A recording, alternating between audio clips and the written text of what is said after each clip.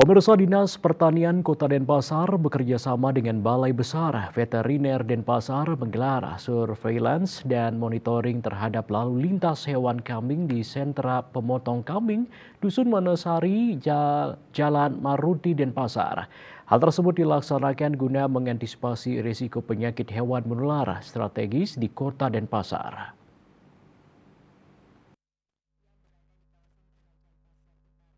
Kepala Dinas Pertanian Kota Denpasar Insinyur Ana Agung Gede Bayu Brahmasta MMA menjelaskan, kegiatan ini dilaksanakan guna menganalisis risiko terjadinya kasus penyakit hewan menular strategis PHMS di Kota Denpasar, termasuk PMK dan antraks.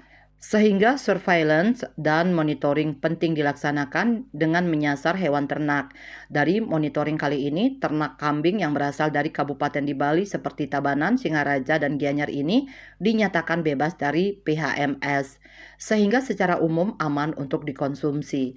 Pihaknya mengaku langkah-langkah preventif ini diambil sebagai bagian dari upaya pencegahan penyebaran penyakit hewan menular strategis di wilayah Kota Denpasar. Hal ini juga guna memastikan bahwa hewan ternak di Kota Denpasar sehat dan aman dikonsumsi. Hasil surveillance ini dapat menjadi dasar untuk mengimplementasikan langkah-langkah lebih lanjut guna menjaga kesehatan hewan dan masyarakat.